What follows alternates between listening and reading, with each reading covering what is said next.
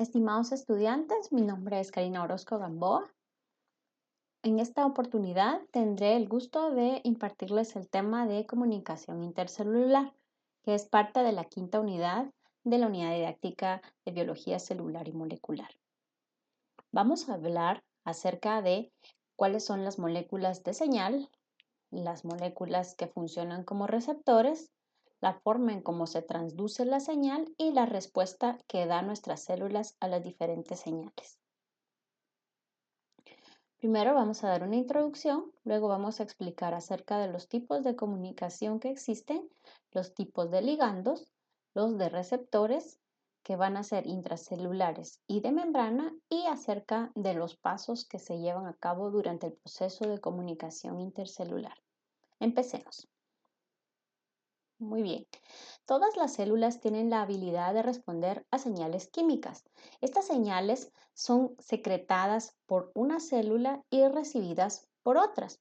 En algunas oportunidades también pueden ser por ellas mismas, pero estas señales le permiten a la célula sobrevivir, dividirse, o sea, iniciar el ciclo celular con la finalidad de replicar su material genético y dividirse, o bien diferenciarse y especializarse. Si la célula deja de recibir todas estas señales, pues entonces lo interpreta como una señal de muerte y pues deja de sobrevivir. De igual manera, como para comunicarnos, nosotros vamos a requerir de un emisor, un receptor, un mensaje, un canal a través del cual se difunda ese mensaje, y el receptor debe dar una respuesta de acuerdo al mensaje que recibe. También la célula se va a poder comunicar entre sí mediante dos moléculas importantes, que son los ligandos y los receptores. Entonces vamos a ver que hay diferentes tipos de comunicación. Por ejemplo, tal vez por la que estamos más familiarizados es la comunicación que se lleva a cabo por hormonas. Esa es la comunicación endocrina. En ella, una célula sintetiza una molécula que debe difundirse a través del torrente sanguíneo y viajar hacia la célula receptora. El mensaje entonces tiene que movilizarse, vamos a decir, grandes distancias. Por ejemplo, cuando la corteza suprarrenal produce la hormona cortisol, el cortisol debe viajar al torrente sanguíneo para llegar a los músculos, al hígado o al tejido adiposo.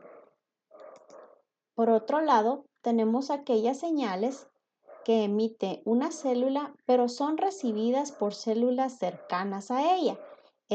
A ese tipo de comunicación le llamamos paracrina. Entonces, acá podemos hablar de que cuando ocurre un daño en cierto tejido, ciertas células, sobre todo los glóbulos blancos, van a producir mediadores de la inflamación. Y la inflamación ocurre en donde hubo ese daño y se van a expresar en la membrana de estas células, pues algunas proteínas para permitir que los leucocitos salgan del torrente sanguíneo y vayan al lugar donde hay inflamación. Otro tipo de señal es la señal autocrina, en la cual la misma célula produce moléculas que son recibidas por ella misma. En este caso, podría estimular la división de esta misma célula. Y tenemos este otro tipo de comunicación, que es la comunicación dependiente de contacto, como hemos visto la semana pasada cuando hablamos de las uniones intercelulares. Recordemos que las células no solamente están unidas, sino que están unidas porque las partes que dan al espacio extracelular se reconocen entre sí, y eso permite las uniones de ambas células. Por ejemplo, en el caso de la unión homofílica por caderinas, que une a dos células adyacentes, sobre todo de tejidos como el epitelial. Muy bien. El otro componente entonces de la comunicación son los ligandos. Los ligandos entonces van a ser moléculas químicas que las vamos a clasificar de diferente manera de acuerdo a su naturaleza química y a la ubicación en la que está el receptor de dicho ligando. Vamos a ver entonces que los podemos clasificar en 4. Existen los ligandos que son liposolubles o hidrofóbicos. Estas moléculas van a tener la característica que pueden atravesar las membranas plasmáticas de la célula.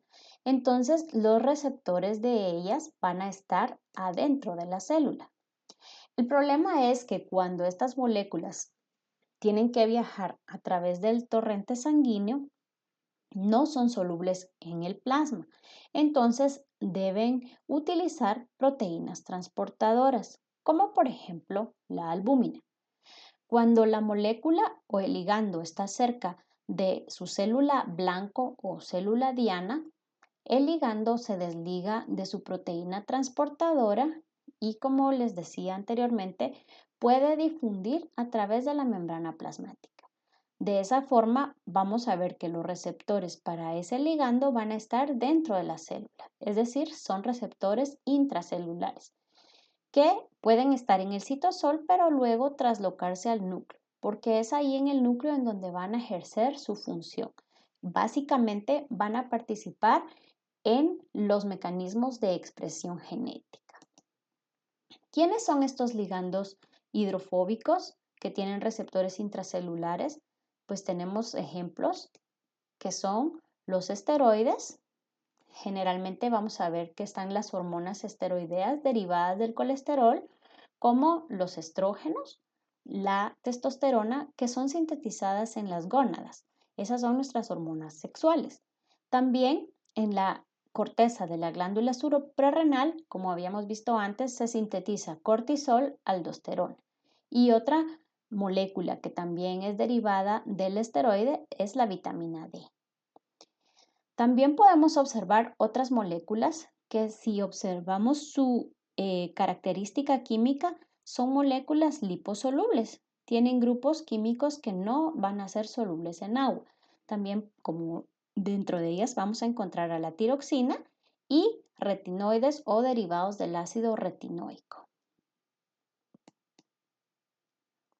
Luego tenemos otros ligandos o primeros mensajeros que también son liposolubles, pero a diferencia de los anteriores, sus receptores no están dentro de la célula, sino que están en la membrana plasmática, es decir, son receptores de superficie. Estas moléculas son denominadas eicosanoides porque se derivan del ácido araquidónico. El ácido araquidónico es un ácido graso que va a estar formando parte de la estructura de los fosfolípidos de las membranas plasmáticas. Existe una proteína o una enzima denominada fosfolipasa A que generalmente se activa por daños o por procesos inflamatorios. Esta enzima entonces hidroliza los enlaces éster de fosfolípidos y libera este ácido de 20 carbonos, que es el ácido araquidónico o eicosánico. Este ácido entonces es el sustrato ahora de otros dos tipos de enzima que lo convierten en mediadores locales de la inflamación, que también ayudan a la agregación plaquetaria para que se forme el proceso de coagulación y ayudan a también contraer al músculo liso. Ejemplo de las hormonas que actúan sobre el ácido araquidónico son las ciclooxigenasas y las lipoxigenasas. Ellas van a producir una gran cantidad de moléculas como los prostanoides, que son las prostaglandinas, las prostaciclinas y los tromboxanos. Y también se van a producir otras moléculas como los leucotrienos. Pero la característica de esas moléculas es que no tienen que difundir hacia lugares lejanos, sino que generalmente estimulan a la misma célula o a células cercanas, porque esas moléculas van a tener receptores en las membranas plasmáticas, a diferencia de los esteroides y las otras moléculas liposolubles que habíamos descrito. Luego tenemos los ligandos que son hidrosolubles. La característica de ellos es que no les va a ser posible ingresar a nuestra célula. Por ello, necesitan receptores en la membrana plasmática, es decir, en la superficie de las células. Como el ligando no puede ingresar, el ligando necesita para transmitir, digámoslo así, el mensaje que lleva, el aumento en la concentración de moléculas que se produzcan adentro de las células. Estos son llamados segundos mensajeros. Vamos a hablar de ellos más adelante. ¿Quiénes son estos ligandos hidrosolubles? Bueno, puede ser un gran número de moléculas, como por ejemplo polipéptidos y aminas o derivados de aminoácidos. Aquí podemos ver varios ligandos hidrosolubles. Por ejemplo, cadenas peptídicas. Pueden ser largas cadenas peptídicas o pueden ser moléculas bastante cortas, como incluso de 9 aminoácidos. Dentro de ellos tenemos algunos de los que ustedes ya han escuchado, como la insulina y el glucagón. También está la hormona antidiurética, la oxitocina, la angiotensina, factores de liberación de las hormonas de la hipófisis, endorfinas o moléculas del placer y factores de crecimiento y de transformación. Pero no solo tenemos moléculas grandes, también tenemos moléculas muy pequeñas, como aminoácidos, por ejemplo, la glicina y el glutamato, ácido glutámico, y algunos derivados de aminoácidos, como por ejemplo la dopamina, la norepinefrina, la epinefrina, la serotonina y la histamina. También tenemos otro que es un neurotransmisor muy conocido como la acetilcolina. Esta es una amina derivada del aminoalcohol colina y acetilcoenzima A que se fusionan.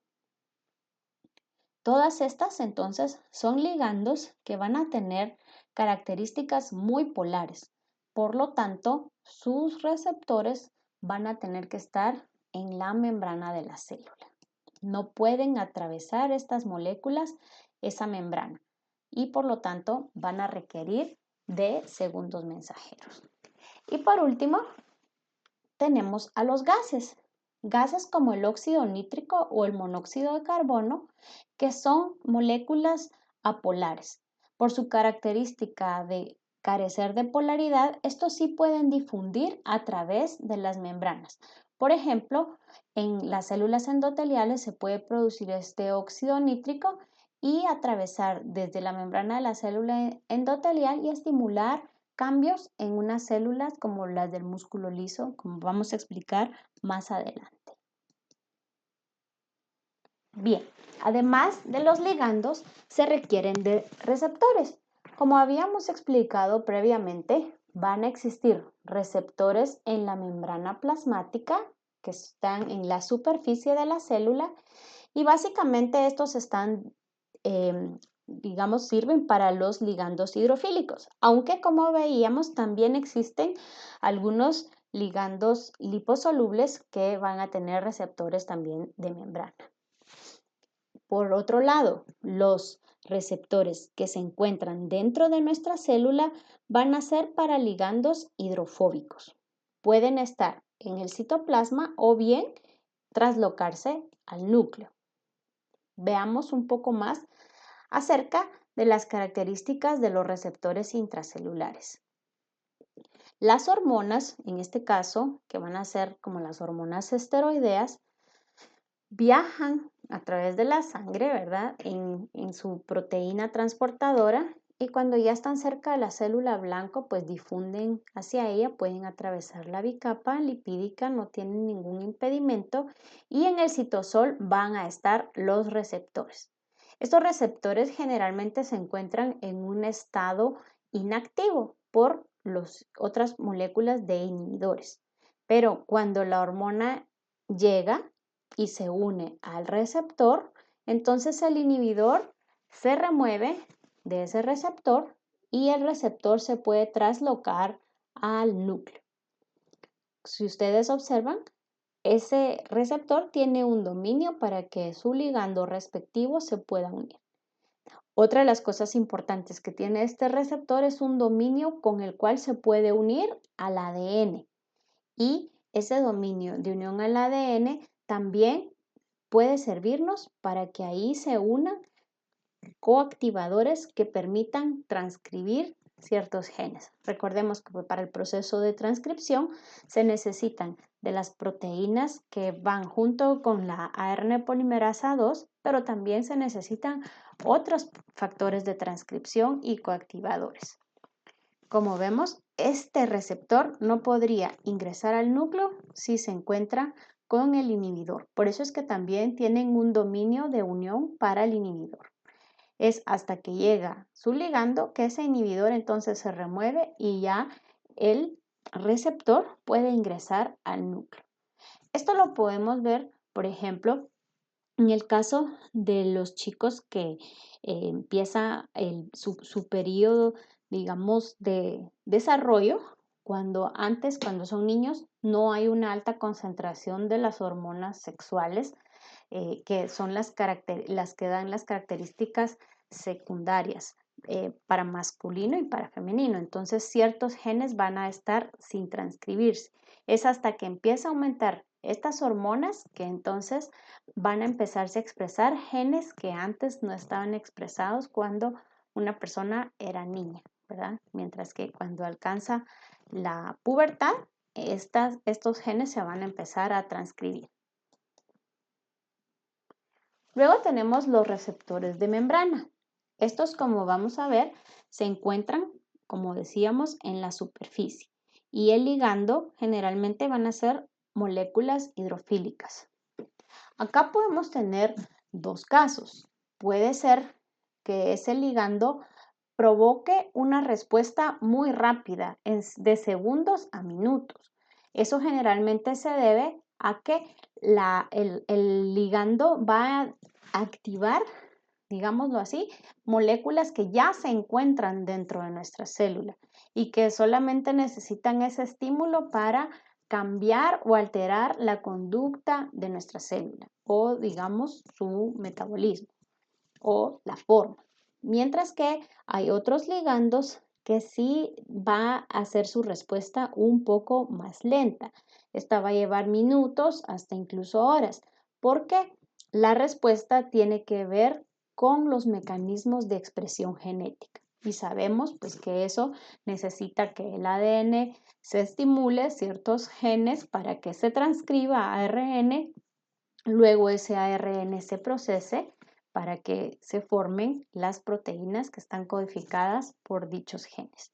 Entonces, las respuestas van a depender si las proteínas que van a permitir la transducción de la señal ya se encuentran armadas allí para que ocurran cambios metabólicos o se altere el metabolismo o bien cambios de forma de la célula por el citoesqueleto o los cambios que son un poco más lentos en los que tienen que ver el control de la expresión de los genes.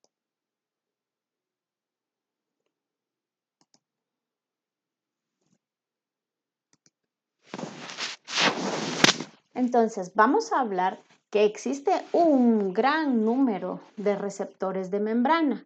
Sin embargo, se pueden clasificar o catalogar en tres grandes grupos de manera bastante general. Existen los receptores de membrana que tienen función de canal. Por ejemplo, este que vemos acá. Este canal va a encontrarse cerrado y solo se va a abrir para permitir el ingreso o la salida, dependiendo de la concentración de un determinado ion. ¿Cómo se va a abrir? Pues con la unión del ligando. A estos canales que funcionan de esta manera se le llama canales iónicos dependientes del ligando. Y un ejemplo son los canales de acetilcolina para el sodio. Entonces, la acetilcolina que es producida por las neuronas es liberada en este espacio. La acetilcolina se une a nuestro canal, lo abre y permite la entrada de sodio a favor de su gradiente de concentración. A su vez, la entrada de ese sodio va a despolarizar la membrana y esa despolarización de la membrana puede abrir o cerrar algunos otros canales dependientes de voltaje. que ya no serían dependientes del ligando, como en este caso, sino dependientes de esa despolarización de membrana por el cambio de voltaje. Otra de los tipos de receptores de membrana son aquellos que tienen función enzimática. Por ejemplo, cuando el ligando se une al receptor, el receptor se activa. Veamos ejemplo de ellos son los receptores que tienen función de tirosina quinasa. Como sabemos, las proteínas están formadas por varios aminoácidos. Las proteínas que tienen función de enzima también tienen varios aminoácidos que pueden ser el punto de fosforilación. ¿Cómo fosforilo una proteína? Pues tengo que utilizar energía en forma de ATP. Y tenemos varios tipos de estos receptores de membrana con función enzimática. Unos tienen función tirosina quinasa porque fosforilan en residuos de tirosina y los otros pueden ser treonina o serina quinasa porque en lugar de que se fosforile la tirosina se fosforilan los aminoácidos serina o treonina. Estos receptores, cuando se activan por los ligandos, se fosforilan ellos mismos, generalmente una subunidad fosforila a la otra y viceversa, y a su vez ellas van a empezar a fosforilar otras proteínas que ya existen dentro de nuestra célula. Es decir, la actividad de estos receptores es bastante rápida. Entonces, esa respuesta celular va a depender de una activación de muchas proteínas como en una forma de cascada. Es como una reacción en cadena. Entonces, eso se va a deber a que en nuestra célula hay múltiples proteínas quinasas. Todas las quinasas se encargan de colocar grupos fosfato a otras. Entonces, el receptor ya tiene función de quinasa y a su vez va a estimular a más quinasas dentro de nuestra célula. Por ejemplo, hay una proteína G monomérica, o sea que solo está formada por una subunidad y se llama proteína G porque unida a ella va a tener un nucleótido de guanina, es decir, un GTP. Cuando ese GTP se hidroliza, se convierte en GDP y la proteína RAS o esta proteína G monomérica se inactiva. Entonces, siempre debe intercambiar el GDP por GTP para estar activa. Entonces, veamos este ejemplo. Acá tenemos nuestro ligando que es un factor de crecimiento epidérmico. Este es un ligando hidrosoluble con un receptor para ese ligando que tiene actividad de tirosina quinasa. Para activar a todas estas quinasas adentro de la célula necesita de estas proteínas como GRB2 y SOS. Y estas activan a RAS, que tiene que estar con el GTP unido a él, y RAS activa a RAF. RAF fosforila a la proteína MEC. La proteína MEC fosforilada activa a las proteínas MAP quinasas y MAP quinasas fosforilan a muchas otras proteínas que son las encargadas de dar la respuesta celular. Muchos de ellos van a activar a factores de transcripción que se traslocarán al núcleo y van a estimular la transcripción de ciertos genes. Lo importante de toda esta cascada de señalización es que permiten una amplificación de la señal. Solamente necesitamos un ligando que se una al receptor para que se lleve a cabo una gran respuesta celular. Porque, por ejemplo, esta proteína RAS va a activar a muchas quinasas en cadena y la respuesta celular va a ser exagerada o en cascada.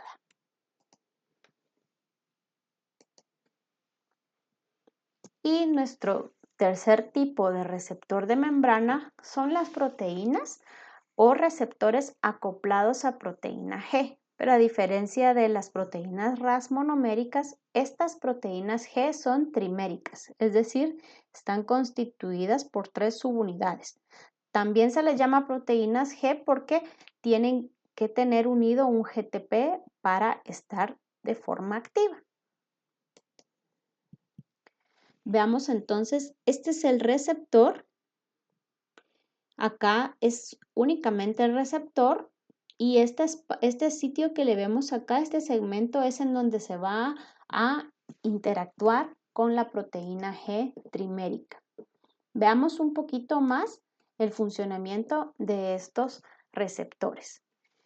Entonces, acá tenemos el receptor asociado a proteína G, solo que acá la proteína G está en estado inactivo porque podemos observar que tiene unido a ella un GDP.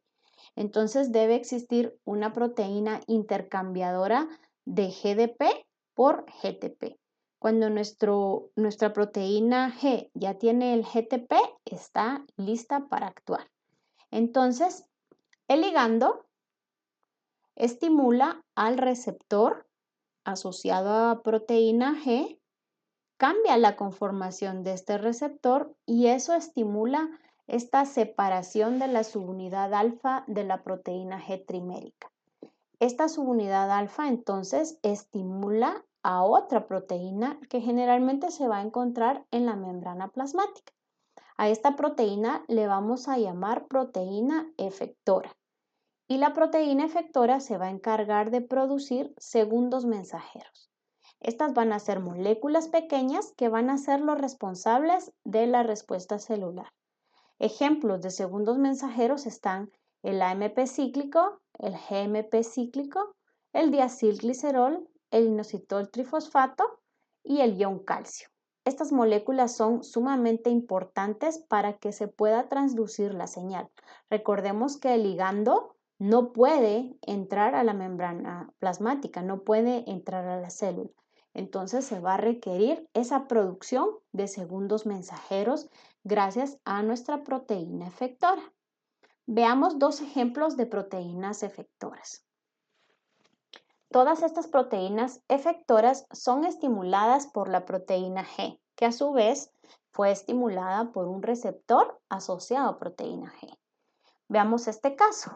Tenemos un ligando, estimula la proteína o el receptor acoplado a proteína G.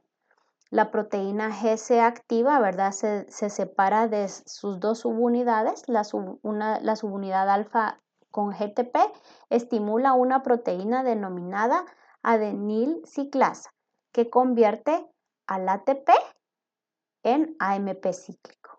Como les decía, el AMP cíclico es un segundo mensajero.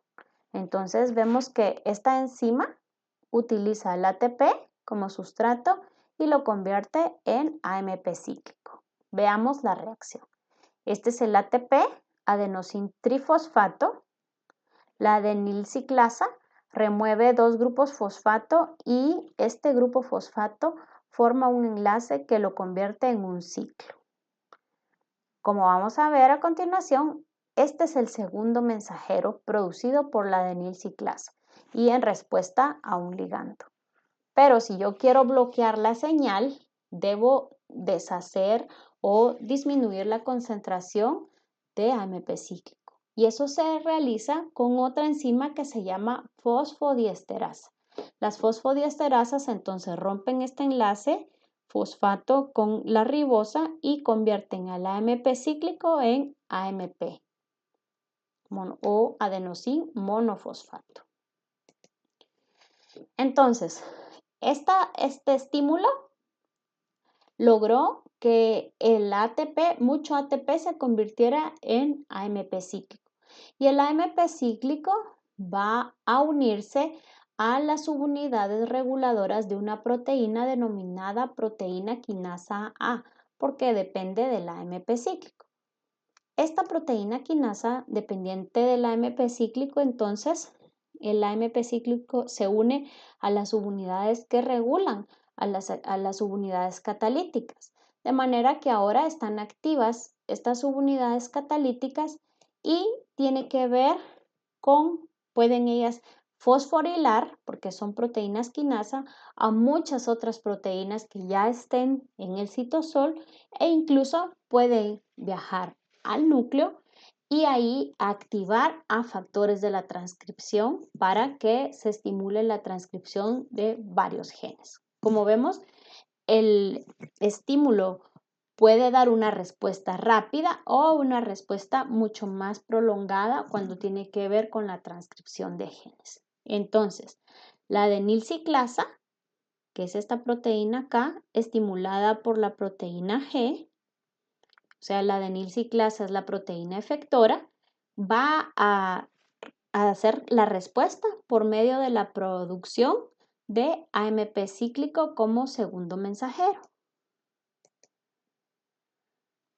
Entonces, podemos observar cómo a partir de una molécula de, por ejemplo, un ligando como la adrenalina o epinefrina que se une a un solo receptor acoplado a proteína G, esa proteína G activa, ¿verdad? Cuando ya tiene, digamos, el GTP unido a ello, va a ir aumentando la cantidad de moléculas, ¿verdad?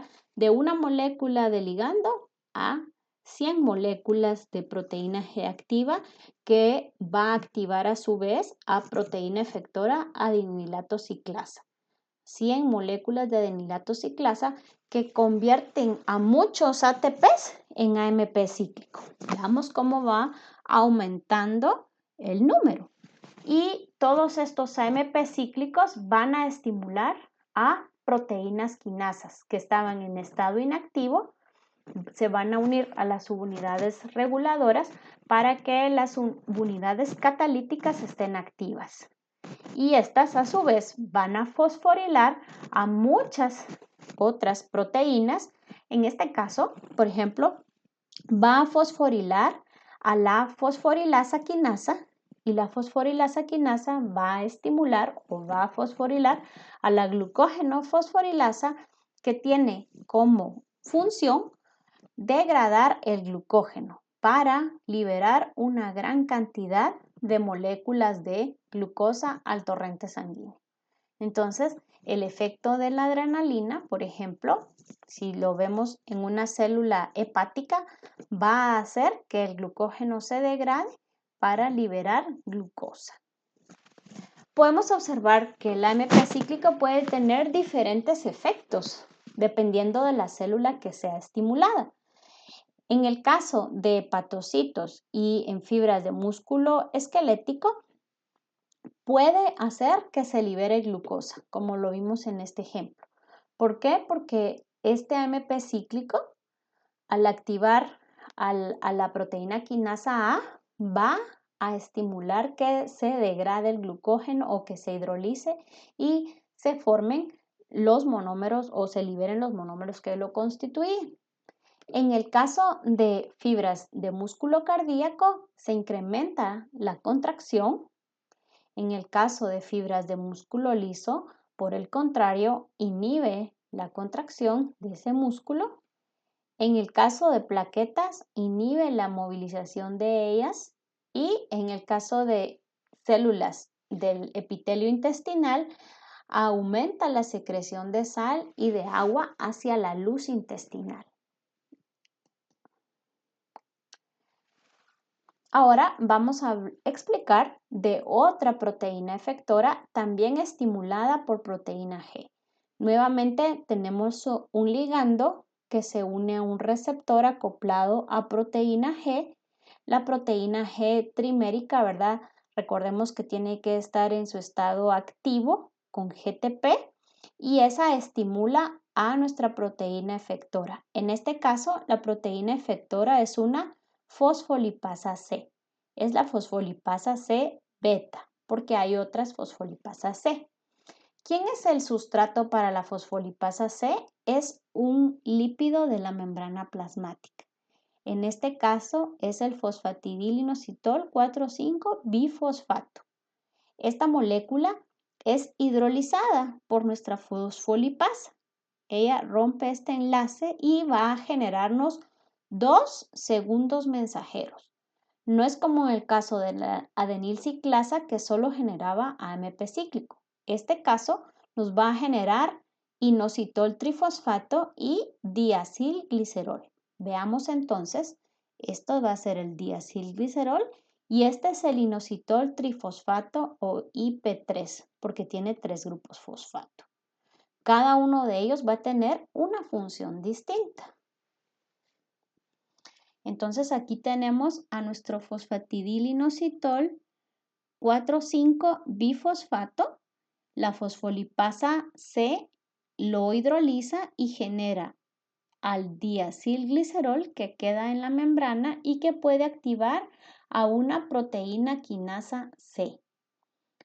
Y por otro lado, el inositol trifosfato, que este se va a difundir hasta llegar al retículo endoplásmico liso, va a abrir canales para liberar el ion calcio y que el calcio aumente su concentración en el citosol, como vemos acá. Entonces, el diacilglicerol va a estimular a la proteína quinasa C, mientras que el inositol trifosfato abrirá canales del retículo endoplásmico liso para que eso permita la salida del ion calcio hacia el citosol. Recordemos que el calcio es un catión que participa en varios procesos. Uno que ya conocemos porque lo estudiamos fue la contracción muscular, pero también hemos estudiado que el calcio participa en la secreción, sobre todo en la que requiere una regulación, la secreción regulada. Generalmente es cuando se van a liberar hormonas, como hemos estudiado previamente, la insulina. Y también tiene que ver con la proliferación de células, es decir, estimula o no el ciclo celular. Recordemos que la concentración de calcio en el citosol es sumamente baja en comparación con la que hay en el ambiente extracelular. 10 a la menos 4 milimoles en el citosol y en el ambiente extracelular 1,2 milimoles. Entonces, es una gran diferencia. En las células excitables, el calcio entra a la célula porque nuestra membrana plasmática de estas células excitables se despolariza y eso estimula la secreción de neurotransmisores para que continúe el impulso nervioso. Mientras que en las células no excitables, como en este caso, como este ejemplo que acabamos de ver, la liberación del calcio ocurre desde el retículo endoplásmico liso y es inducida por este proceso, gracias al inositol trifosfato.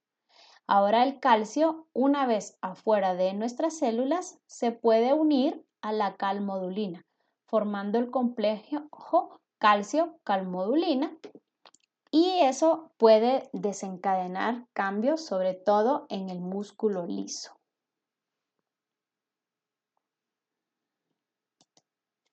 Veamos acá que el calcio puede estar regulado de esta manera, como acabamos de explicar. Otra vez, un receptor acoplado a proteína G, la proteína G activa a la fosfolipasa C va a formar inositol trifosfato como segundo mensajero, el cual va a abrir al canal de calcio activado por inositol trifosfato, el calcio sale hacia el citosol. Pero también ese calcio puede salir de otra manera del retículo. ¿Cómo? Acá se estimula un receptor con función enzimática. Puede ser otro ligando porque va a estimular un receptor diferente a este. Este es un receptor con función de tirosina quinasa o treonina serina quinasa que estimula a otra fosfolipasa. Es una fosfolipasa C, pero no es la beta, sino que es la gamma. Y esta también hidroliza al fosfatidilinositol bifosfato, libera inositol trifosfato que a su vez abre canales de calcio en el retículo endoplásmico liso. Este el retículo endoplásmico liso también se puede estimular o también se pueden abrir otros canales que van a depender de la despolarización de la membrana, por ejemplo, en las células de músculo esquelético. Ahora, recordemos que la concentración de calcio no puede mantenerse muy alta en el citosol y por lo tanto va a requerir la participación de bombas calcio ATPasa del retículo o calcio ATPasa de la membrana plasmática. Esta va a sacar el calcio del citosol al espacio extracelular o lo va a regresar al retículo endoplásmico liso, porque la concentración de calcio no debe ser alta en el citosol. Acá vemos también otros canales de calcio que pueden ser también estimulados por voltaje, y hay otra manera de que el calcio salga del citosol al espacio extracelular por intercambiadores sodio-calcio que son antiportes. Se aprovecha el gradiente de concentración de sodio para sacar en contra de su gradiente de concentración al calcio, en lugar de utilizar ATP como fuente de energía. Acá podemos observar entonces los dos tipos de receptores: receptor acoplado a proteína G y un receptor con función enzimática, tirosina quinasa ya fosforilada. Este es el camino que ya hemos explicado. La proteína G activa a dos tipos de proteínas efectoras, en este caso a la adenil ciclasa, para que ella convierta el ATP en AMP cíclico, estimule a la proteína quinasa A, que va a tener como resultado regular la expresión genética y otras proteínas diana, como podría ser la glucógeno fosforilasa. O bien, la proteína G estimula a la fosfolipasa C, que produce estos segundos mensajeros inositol trifosfato y diacilglicerol. El diacilglicerol estimula a la proteína quinasa C. El inositol trifosfato abre canales de calcio, calcio se une con la calmodulina, forman el complejo calcio-calmodulina, que también van a participar en regular la expresión de genes y otras proteínas que sobre todo van a regular contracción o movimiento de la célula. En este caso tenemos nuestra proteína con función enzimática que puede activar a su vez, como veíamos en este ejemplo, a la fosfolipasa C, que también va a formar diacilglicerol e inositol trifosfato, o bien va a activar la cascada de quinasas, ¿verdad? Como con el GRB2, RAS, las MAP quinasas, que también van a tener que ver con regular la expresión de genes y otras proteínas diana.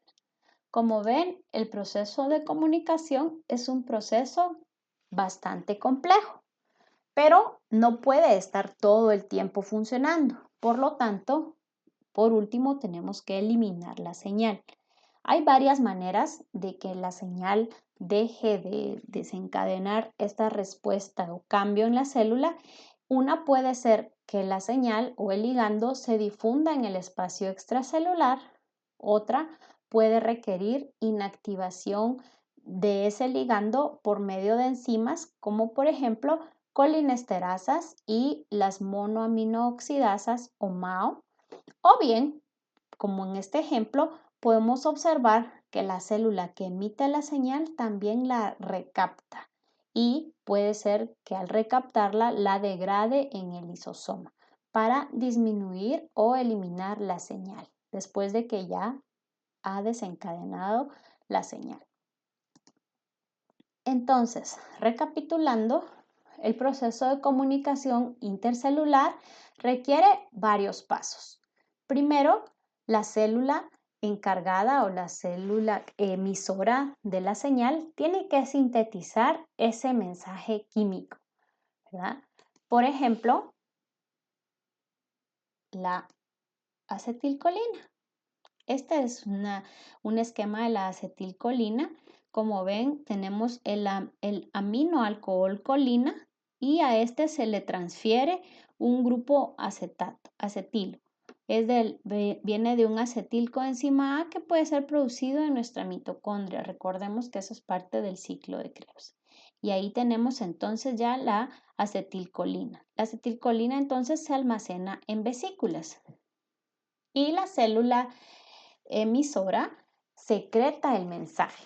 Ese mensaje puede difundirse, como veíamos, a una célula que está a la par de la otra, o sea, si es una señal parácrina, puede estimular a la misma célula si es una comunicación autocrina, o puede viajar a través del torrente sanguíneo hacia su célula blanco que va a estar distante. Dependiendo de las características del ligando, pues se puede difundir fácilmente a través de ese espacio extracelular si el ligando es hidrosoluble, y si fuera liposoluble, pues en algunas oportunidades va a requerir de una proteína transportadora hasta que llegue a su célula blanco. En la célula blanco, ese mensajero o ese ligando debe ser detectado por un receptor que va a ser una molécula proteica. El receptor puede ser un receptor de membrana si el ligando es hidrosoluble, o en algunos casos algunos mediadores locales que son liposolubles, o el receptor puede estar intracelular si el ligando es liposoluble, como los esteroides o derivados del ácido retinoico. Luego, ese mensajero debe hacer que haya un cambio en el estado celular, cambio en el metabolismo, cambio en la expresión génica, cambio en la forma de la célula, estimular la división, etc. Y finalmente debemos eliminar la señal, ya sea degradándola o recaptándola, para que se interrumpa el proceso de comunicación. Veamos ese ejemplo acá. Tenemos otra vez la neurona. Acá están las vesículas con el neurotransmisor que se va a liberar en este espacio y va a estimular a los canales de sodio. Aquí tenemos una gran cantidad de neurotransmisor esperando llegar a los canales de sodio. Va a estimular la apertura de estos canales y el sodio va a ingresar y despolarizará la membrana, lo que estimulará la contracción de esta célula muscular esquelética. Pero ¿qué pasa? Para que la célula muscular no se esté contrayendo todo el tiempo, pues también debe ser o recaptada, o en este caso va a participar enzima como la acetilcolinesterasa, que va a degradar a la acetilcolina para que ya no siga estimulando la apertura de los canales de sodio, promoviendo la despolarización, la salida del ion calcio para que ocurra la contracción. Otro ejemplo muy interesante es cómo ocurre la dilatación de los vasos sanguíneos. La acetilcolina también puede viajar a través de la sangre a otras células, por ejemplo, células del endotelio, para estimular que los vasos sanguíneos se dilaten. ¿Cómo ocurre ese proceso? La acetilcolina acá que vemos se une a un receptor de superficie asociado a proteína G que está ubicado en nuestras células del endotelio. Entonces, esta acetilcolina se une al receptor. El receptor tiene que tener unido a él a la proteína G activa, ¿verdad? Con el GTP. Esta proteína G activa a la fosfolipasa C, y la fosfolipasa C es una proteína efectora que va a producir como segundos mensajeros inositol trifosfato y diacilglicerol. ¿Cuál es la función del inositol trifosfato? Pues abrir canales de calcio que están ubicados en la membrana del retículo endoplásmico liso. Acá vemos el canal, el calcio sale y aumenta su concentración en el citosol de la célula endotelial. El calcio se une a la calmodulina, formando el complejo calcio-calmodulina. Este complejo calcio-calmodulina estimula a una enzima denominada óxido nítrico sintasa. La función de esta enzima es convertir al aminoácido arginina en óxido nítrico. Recordemos que el óxido nítrico es un gas, es una molécula no polar, así que fácilmente el óxido nítrico que se produjo en la célula endotelial sale a través de su membrana plasmática y entra a la célula del músculo liso, que está justo debajo, digámoslo así, de la célula endotelial. Entonces, ese óxido nítrico difunde desde la célula endotelial al músculo liso y ahí estimula a una proteína que es la guanilato ciclasa. Esta hace una función muy similar a la adenilciclasa, solo que no utiliza como sustrato al ATP, sino que al GTP. Entonces convierte GTP a GMP cíclico. El GMP cíclico también es un segundo mensajero que estimula a la proteína quinasa G.